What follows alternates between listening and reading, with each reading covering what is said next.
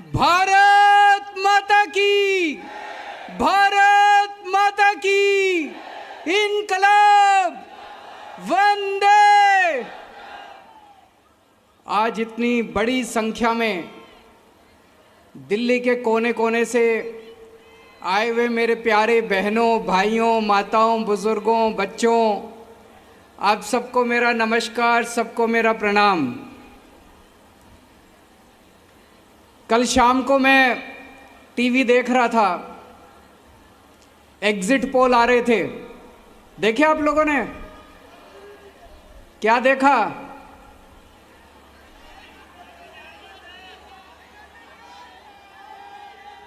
हरियाणा और जम्मू कश्मीर से भाजपा की डबल इंजन सरकारें जा रही हैं। दोनों राज्यों से भाजपा की डबल इंजन सरकार जा रही है। अब डबल इंजन फेल हो गया देश के अंदर। एक इंजन तो जून में ही खराब हो गया था जब इनकी 240 सीट आई थी। अब दूसरा इंजन एक एक करके अभी हरियाणा से दूसरा इंजन जा रहा है, फिर जम्मू कश्मीर से जा रहा है, फिर झारखंड से भी जाएगा, फिर महाराष्ट्र से भी। अब सारे डबल इंजन की सरकार जा रही है। लोगों को समझ में आ गया डबल इंजन सरकार मतलब महंगाई, बेरोजगारी और भ्रष्टाचार। डबल इंजन सरकार मतलब महंगाई, बेरोजगारी और भ्रष्टाचार। इसीलिए पूरे देश से इनकी सरकारें जा रही हैं। अब दिल्ली के चुनाव आने वाले हैं। दिल्ली में आके ये कहेंगे डबल इंजन सरकार बना दो, डबल इंजन सरकार बना दो। इनसे पूछना जब आए कि भाई हरियाणा वालों ने बनाई थी तुम्हारी डबल इंजन की सरकार, 10 साल तक इनकी हरियाणा में डबल इंजन की सरकार रही, तो ऐसा क्या करा तुमने कि हरियाणा में आज कोई इनको अपने गांव में नहीं घुसने दे रहा? पता है आप लोगों को? आपकी रिश्तेदारियां होंगी गांव में। मैं गया था, अभी पूरे हरियाणा में घूम रहा था, मैं चुनाव प्रचार के लिए मैं गया था। भाजपा वालों को गांव के अंदर नहीं घुसने दे रहे। मतलब जैसे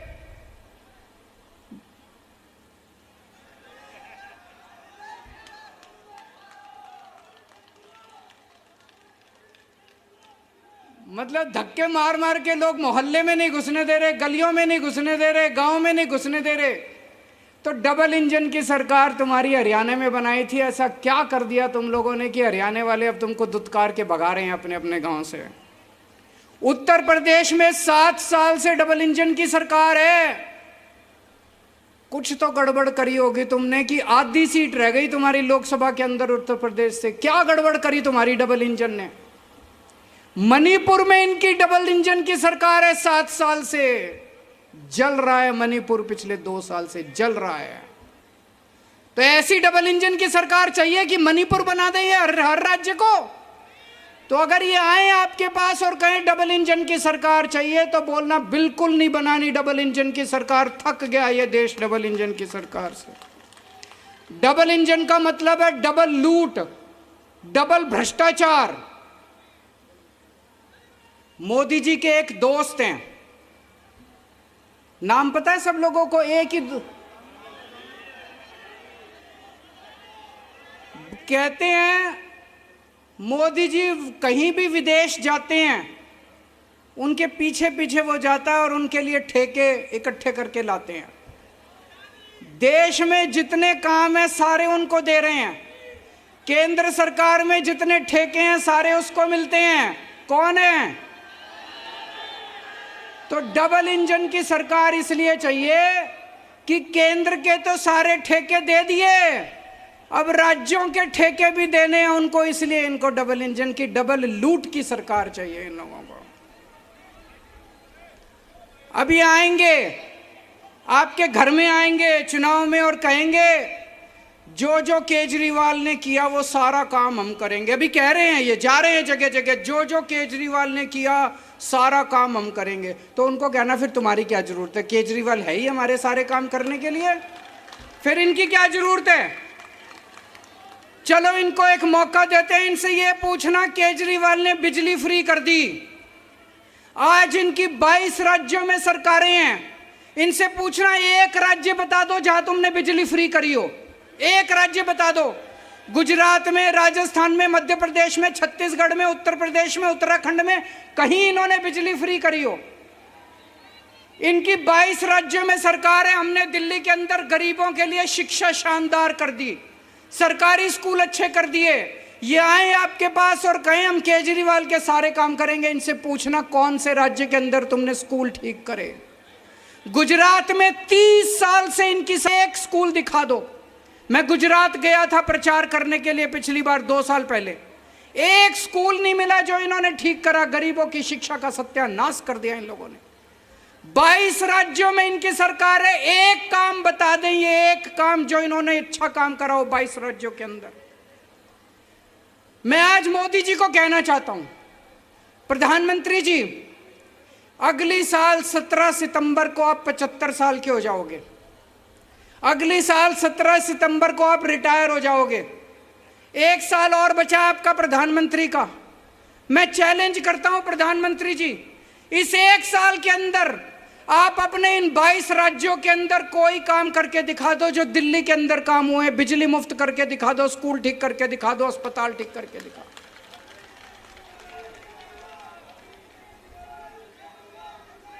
लोग ये कह रहे हैं 10 साल हो गए मोदी जी को राज करते करते, 10 साल में इन्होंने कुछ नहीं करा।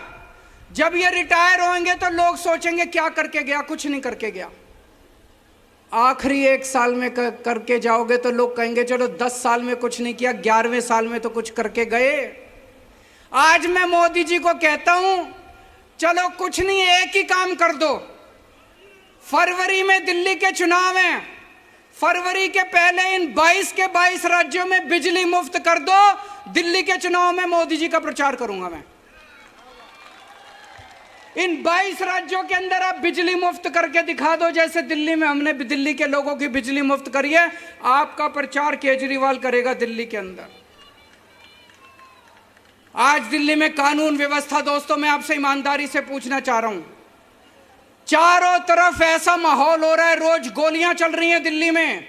बड़े बड़े गैंगस्टरों ने अपने ठिकाने बना लिए दिल्ली के अंदर। अखबारों में तो 2-4 खबरें ही छपती हैं। गांव देहात दिल्ली का है, जो उधर निकल जाओ इतना क्राइम हो गया, इतना अपराध हो गया। मैं लेके आया हूं आज खूब सारे। 4 अक्टूबर को खड्डा कॉलोनी, दक्षिण दिल्ली जैतपुर में नीमा हॉस्पिटल में एक 49 साल के डॉक्टर की हत्या कर दी गई गोली मार के। 30 सितंबर को उत्तम नगर में भारतीय जनता पार्टी के नेता रमनजीत सिंह की गाड़ी के ऊपर गोलियां चलाई गई। 29 सितंबर को नांगलोई में दिल्ली पुलिस के एक कांस्टेबल ने एक शराब माफिया की गाड़ी रोकने की कोशिश की और उस शराब माफिया के ऊपर गाड़ी चढ़ा के उसकी हत्या कर दी गई। 28 सितंबर को गुलाबी बाग में 4 किलो सोना 3.5 करोड़ का लूट के भाग गए। 28 सितंबर को नारायण विहार में 20 राउंड गोलियां चलाई। एक गाड़ी शोरूम था गाड़ियों का, उसके ऊपर 20 राउंड गोलियां चलाई।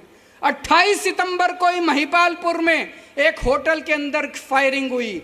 28 सितंबर को ही नांगलोई में 2 लोगों ने 3 या 4 राउंड एक दुकान के। ये कई सारे हैं, ये कोई अंत नहीं है।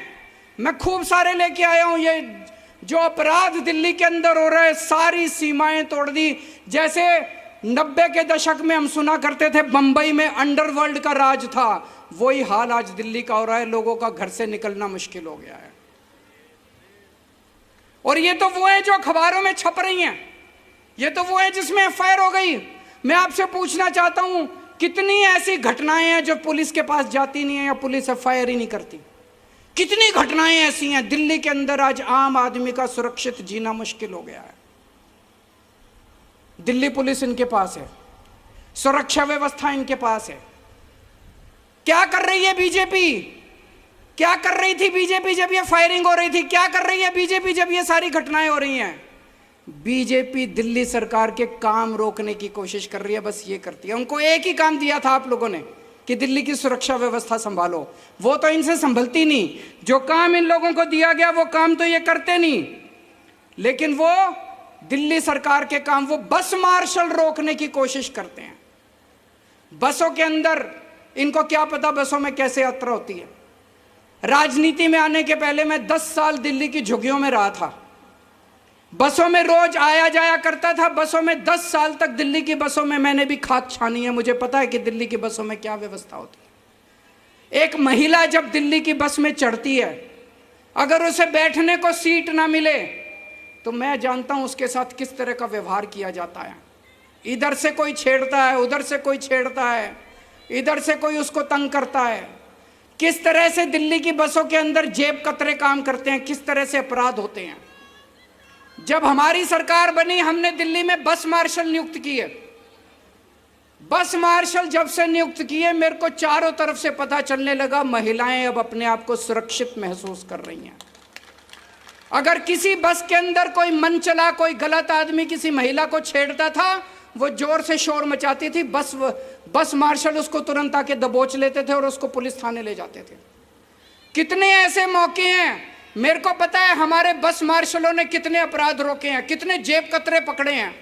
एक बार तो एक छोटा सा बच्चा, 4 साल का बच्चा, उसको किडनैप करके ले जा रहे थे कुछ लोग। वो बच्चा बुरी तरह से रो रहा था। बस मार्शल को शक हुआ कुछ तो गड़बड़ है।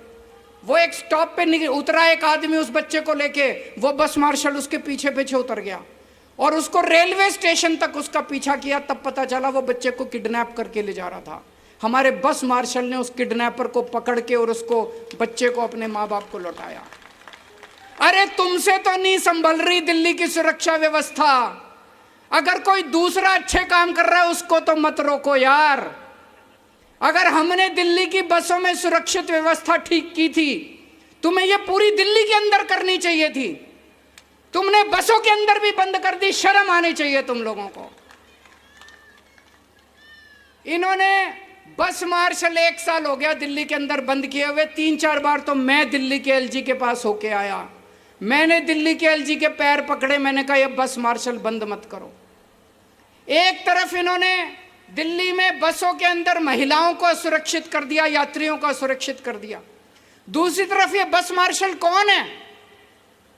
ये गरीब बच्चे हैं बेचारे। 15-15 हजार रुपए मिलते हैं इनको महीने के। अरे 15 हजार रुपए में आजकल कौन नौकरी करता है? गरीब आदमी तो नौकरी करता है। कोई इनका बीजेपी के नेताओं का बच्चा तो नौकरी नहीं करता बस मार्शल की, गरीब आदमी तो नौकरी करता है। बहन जी गलत तो नहीं कह रहा? गरीब आदमी तो नौकरी करता है। इन 10,000 बस मार्शल की नौकरी छीन ली इन लोगों ने। और कितनी नौटंकी कर रहे हैं, कितना झूठ बोल रहे हैं। कभी कहते हैं कैबिनेट नोट पास नहीं किया, कभी कहते हैं फलाना नोट पास नहीं किया, ये नहीं किया। कल हमारी सारी कैबिनेट बैठ गई इनके साथ। आतिशी जी, सौरभ भारद्वाज, ये हमारे सारे मंत्री बैठ गए। बोले बताओ कहां साइन करने हैं? बोले कैबिनेट नोट पास करो। इन्होंने कैबिनेट नोट बना दिया। कल ये सारे दिल्ली के सामने, सारे देश के सामने ये नंगे हो गए ये लोग। इसका मतलब इनकी नीयत नहीं है, इनकी नीयत नहीं है। ये गरीबों के खिलाफ हैं ये लोग, ये गरीब विरोधी हैं। मेरे को पता चला जब मैं जेल में था, इन्होंने 500 डेटा एंट्री ऑपरेटर निकाल दिए अस्पतालों से। गरीब डेटा, जब आप सरकारी अस्पताल में जाते हो, खिड़की पे जाते हो, जो आपकी पर्ची बनाता है वो तो गरीब आदमी होता है जो पर्ची बनाता है। पर्ची बनाने वाले 500 आदमी निकाल दिए इन लोगों ने, बीजेपी वालों ने। 1000 आपके सीवर की सफाई करने वाली लेबर निकाल दी इन लोगों ने।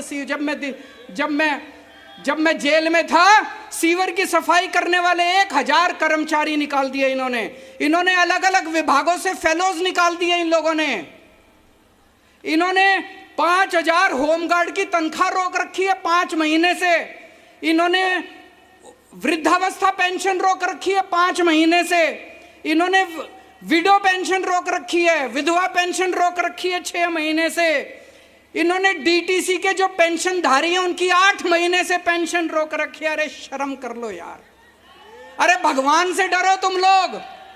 भगवान है इस दुनिया में, है कि नहीं है? कौन कौन मानता है भगवान है? अरे बहुत बुरा करेगा तुम लोगों का, इनकी हाय लगेगी। ये गरीब हैं सारे, ये कोई अमीर लोग नहीं है। इनकी तनख्वाह रोक ली, इनकी नौकरियां छीन ली, हाय लगेगी तुमको। तुमको लगता है ऐसे तुम दिल्ली जीतोगे? अरे कुछ अच्छे काम करो यार। तुम्हारे पास इतनी बड़ी ताकत है, केंद्र सरकार में तुम्हारी सरकार है, इतना पैसा है, कुछ अच्छे काम करते। लेकिन अब चिंता मत करना, तुम्हारा केजरीवाल आ गया, सबकी तनख्वाह दिला दूंगा।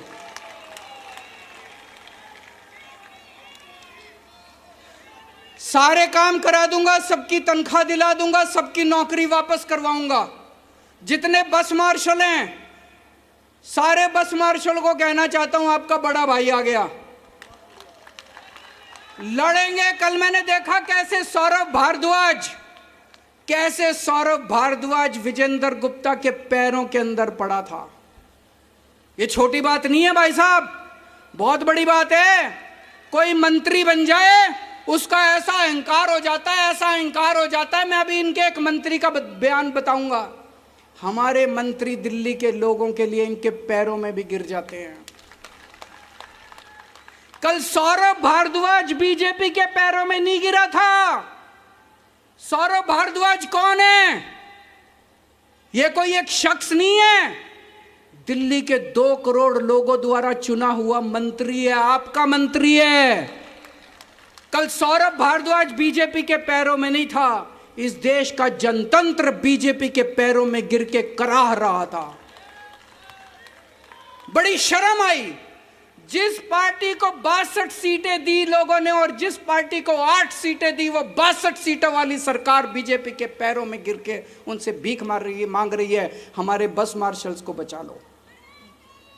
मैं जब जेल गया, इन्होंने आपकी सड़कें खराब कर दी, सड़कों की रिपेयर बंद करा दी, जगह जगह सीवर की मेंटेनेंस बंद करा दी। इन्होंने, हम दवाइयां फ्री देते हैं अस्पतालों में, मोहल्ला क्लिनिक में, फ्री दवाई, फ्री टेस्ट का इंतजाम किया है। 8 साल से सही चल रहा था, सबको फ्री दवाइयां मिल रही थी, सबको 9 साल से फ्री दवाइयां, फ्री टेस्ट। मैं जेल गया, इन्होंने आपकी दवाइयां बंद करा दी, इन्होंने आपके टेस्ट बंद करा दिए। मेरे को बड़ी तकलीफ हुई। अरे इस पृथ्वी के ऊपर भगवान ने भेजा है कुछ पुण्य कमाने के लिए यार। सत्ता के लिए इतना अहंकार मत करो, सत्ता के अहंकार में इतने मत चूर हो जाओ कि इतने बुरे पाप करने लगो। अगर दवाइयों की वजह से किसी की मौत हो जाएगी, अस्पतालों के अंदर दवाइयों की वजह से अगर लोग बीमार रहेंगे, तो इससे तो अपना ही नुकसान होगा, दिल्ली के लोगों का ही नुकसान होगा, जनता का ही नुकसान होगा। पर ये सारी ओल्ड एज पेंशन, ये सारे मैं दोबारा ठीक कराऊंगा। मैंने बात की आतिशी जी से, सड़कों की रिपेयर चालू हो गई है। आप लोगों ने देखा होगा पूरे दिल्ली के अंदर हमारे मंत्री, सारे विधायक सड़कों के ऊपर उतरे हुए हैं, सबकी रिपेयर चालू करा दी, सारी सड़कों की रिपेयर शुरू हो गई है। सीवर की सफाई भी अब जल्दी शुरू कराएंगे। दवाइयां और टेस्ट जो इन्होंने बंद कराए हैं वो भी दोबारा चालू कराएंगे। ओल्ड एज पेंशन मुझे पता चला है कि चालू हो गई है। आज दिल्ली में जनतंत्र नहीं है। पहले हमारे देश में ब्रिटिश राज था, आज हमारे देश में एलजी राज है। जब मैं जेल में था, मैंने भगत सिंह, सुभाष चंद्र बोस, अशफाक उल्लाह खान, इनकी जिंदगी, इनके बारे में खूब पढ़ा, अपने भारतीय स्वाधीनता आंदोलन के बारे में खूब पढ़ा। मैं सोच रहा था भगत सिंह ने इसीलिए फांसी खाई थी क्या, कि अंग्रेज जाएंगे और एक एलजी आके दिल्ली के ऊपर राज करने लगा, एलजी का राज हो जाएगा। अगर दिल्ली की जनता चाहती है कि दिल्ली में बस मार्शल होने चाहिए, तो क्या एलजी को बस मार्शल हटाने की पावर होनी चाहिए? अगर दिल्ली की जनता चाहती है कि अस्पतालों में फ्री दवाइयां मिलनी चाहिए, तो क्या एलजी के पास दवाइयां बंद करने की पावर होनी चाहिए? अगर दिल्ली की जनता चाहती है कि हमें फ्री टेस्ट मिलने चाहिए, इलाज फ्री होना चाहिए, तो क्या एलजी को इलाज बंद करने की पावर होनी चाहिए? अगर दिल्ली की जनता चाहती है कि हमें फ्री बिजली मिलनी चाहिए, तो क्या एलजी को फ्री बिजली बंद करने का अधिकार होना चाहिए? कौन होता है एलजी दिल्ली के लोगों के खिलाफ निर्णय लेने वाला? हमें दिल्ली के अंदर दो जनतंत्र लेके आना है, जो पूरे देश के अंदर दूसरे लोगों का अधिकार है। पूरे देश में आप पंजाब चले जाओ, राजस्थान चले जाओ, मध्य प्रदेश चले जाओ, छत्तीसगढ़ चले जाओ, वो लोग वोट डालते हैं, जिस सरकार को चुनते हैं उस सरकार की पूरी पावर होती है। आज दिल्ली के लोगों के पास अपनी पावरफुल सरकार चुनने का अधिकार नहीं है। मैं एक बहुत छोटा आदमी हूं। आज से 10-12 साल पहले सोच के देखो, इस देश में कोई जानता नहीं था केजरीवाल कौन है, कोई नहीं जानता था। ये तो पता नहीं मैंने कुछ पुण्य करे थे कि आप लोगों ने इतना मेरे को मान सम्मान, इतनी बड़ी जिम्मेदारी दे दी। मैं दिल्ली की झुग्गी बस्तियों में काम किया करता था, झुग्गी बस्तियों से उठा के आप लोगों ने अपने दिल में बसा लिया मेरे को। मैंने पता नहीं क्या पुण्य किए थे मैंने। आज मैं आपके सामने कसम खा के जा रहा हूं, अपनी जिंदगी के अंदर आपको मैं पूरे आपके अधिकार दिला के रहूंगा। दिल्ली को पूर्ण राज्य बना के रहेंगे, दिल्ली को एलजी से मुक्ति दिला के रहेंगे। दिलानी है कि नहीं? दिल्ली को एलजी के राज से मुक्ति दिला के रहेंगे, जनता का राज शासन करके रहेंगे, जनता का शासन कायम करके रहेंगे। दोस्तों,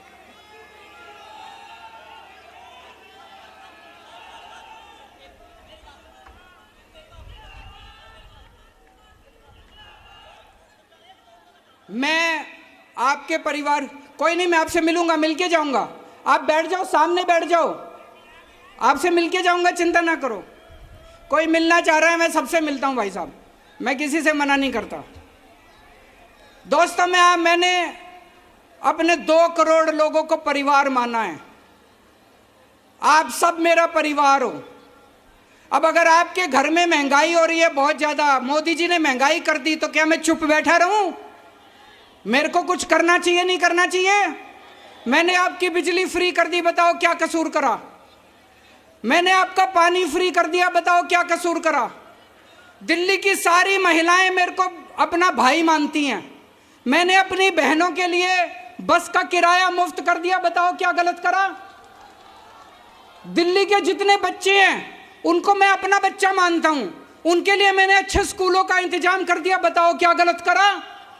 मोदी जी कह रहे हैं फ्री की रेवड़ी दे रहा है, फ्री की रेवड़ी दे रहा है, फ्री की रेवड़ी दे रहा है, मुफ्त की रेवड़ी दे रहा है केजरीवाल, मुफ्त की रेवड़ी दे रहा है। मैं मोदी जी को कहना चाहता हूं, अगर गरीबों के बच्चों को अच्छी शिक्षा देना मुफ्त की रेवड़ी है, तो हां, केजरीवाल मुफ्त की रेवड़ी दे रहा है। अगर दिल्ली के लोगों को अच्छा इलाज देना मुफ्त की रेवड़ी है, हां, केजरीवाल मुफ्त की रेवड़ी दे रहा है। अगर दिल्ली के लोगों को महंगाई से छुटकारा दिलाना, बिजली की फ्री करना मुफ्त की रेवड़ी है, हां, केजरीवाल मुफ्त की रेवड़ी दे रहा है। आज मैं मुफ्त की रेवड़ियां लेके आया हूं। ये एक पैकेट है, इसमें 6 रेवड़ी हैं। आप जब यहां से जाओगे तो बाहर गेट पे आपको एक एक पैकेट मिलेगा, 6 रेवड़ी का। केजरीवाल ने 6 मुफ्त की रेवड़ी दी है दिल्ली के हर नागरिक को। ये 6, इसमें 6 मुफ्त की रेवड़ी है। कौन कौन सी है? पहली रेवड़ी मुफ्त बिजली, दूसरी रेवड़ी मुफ्त पानी, तीसरी रेवड़ी बुजुर्गों के लिए मुफ्त तीर्थ यात्रा, चौथी रेवड़ी महिलाओं के लिए मुफ्त बस यात्रा, 5वीं रेवड़ी सबके लिए फ्री और शानदार शिक्षा, छठी रेवड़ी सबके लिए मुफ्त और अच्छा इलाज। ये 6 रेवड़ी दे रहा हूं, 7वीं रेवड़ी आने वाली है, हर महिला को 1000-1000 रुपए उनके बैंक अकाउंट में।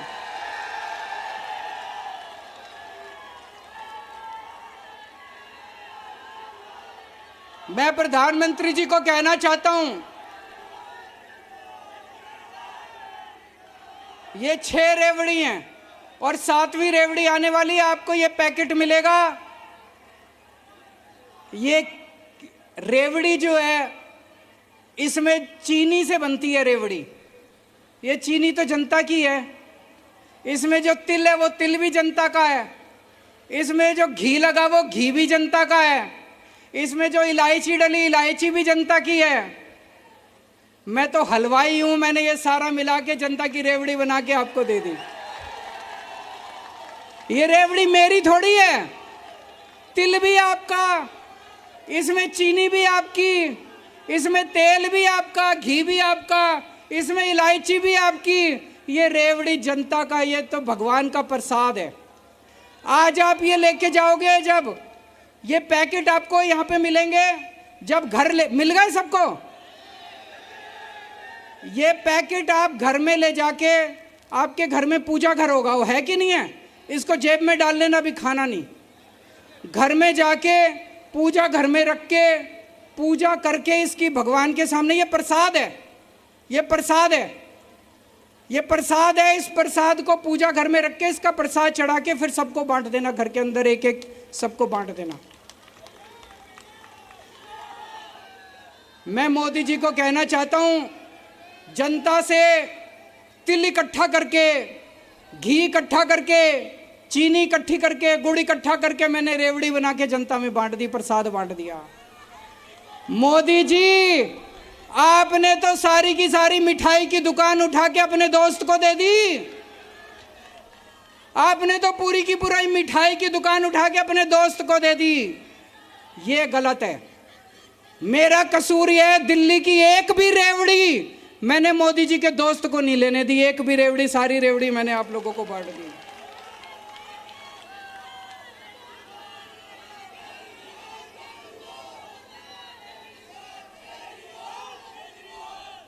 इन्होंने दोस्तों पूरी प्लानिंग कर रखी है, ये बात जाके सबको बताना, इन्होंने पूरी प्लानिंग कर रखी है।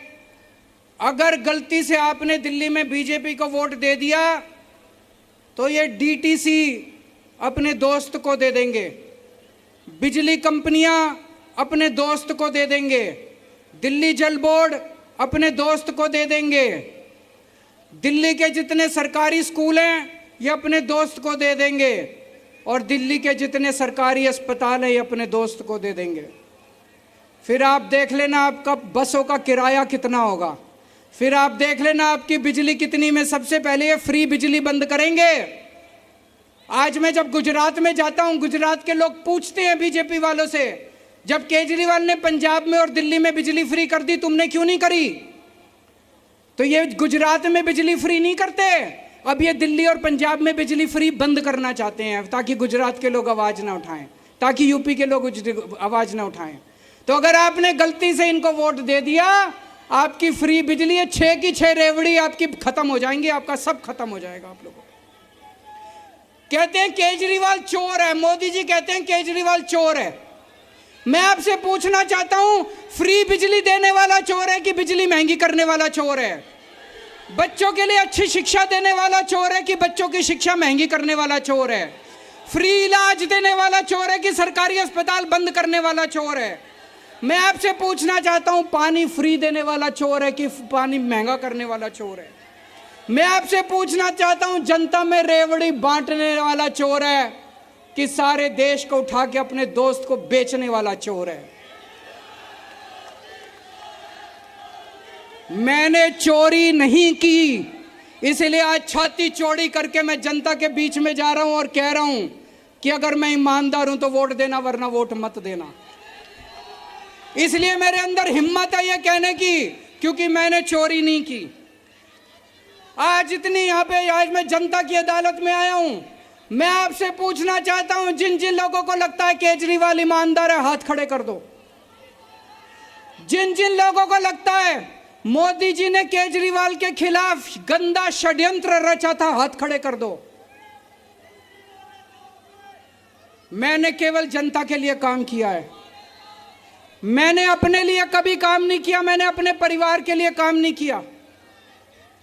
आप देखोगे सारी पार्टियों के अंदर जब टिकट देने की बात आती है, एमएलए का टिकट, एमपी का टिकट, तो इनको अपने बच्चे याद आते हैं कि नहीं आते?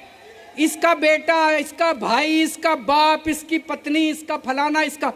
मैंने अपने किसी रिश्तेदार को आज तक टिकट नहीं दी, मैंने कभी अपने बेटे को टिकट नहीं दी, मैंने आपके बच्चों को टिकट दिया, आपके बच्चों के लिए स्कूल बनवाए, मैंने हमेशा आपके बच्चों का ख्याल रखा है। अभी जब दिल्ली का नया मुख्यमंत्री बनाने की बात आई, इन्होंने बीजेपी वालों ने खूब उछाला, केजरीवाल अपनी बीवी को बनाएगा मुख्यमंत्री, अपनी बीवी को बनाएगा। मेरी बीवी मुख्यमंत्री बनने के लिए बेताब नहीं है, हमने अपनी कार्यकर्ता को मुख्यमंत्री बनाया दिल्ली का।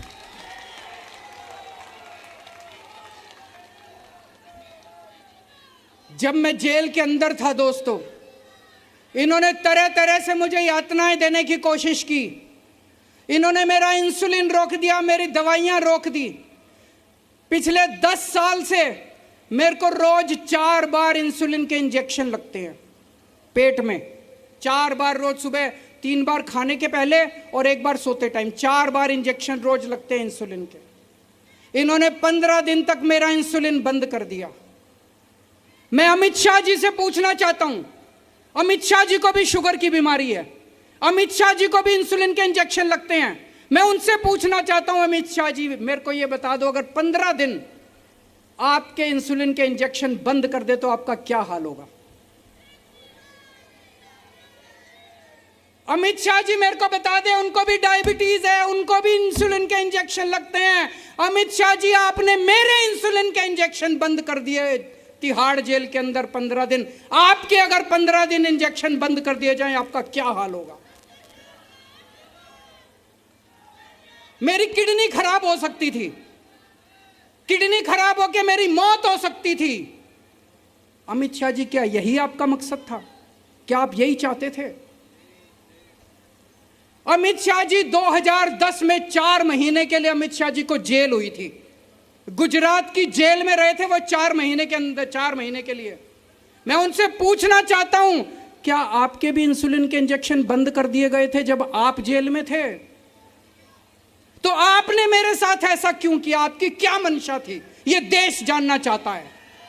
जानना चाहते हो कि नहीं जानना चाहते? यह देश जानना चाहता है, आपने केजरीवाल का इंसुलिन बंद क्यों किया जेल के अंदर? मैं आज अपने पार्टी के कार्यकर्ताओं से एक ही चीज कहना चाहता हूं। मैंने कई बार बोला है, हम राजनीति में आए हैं।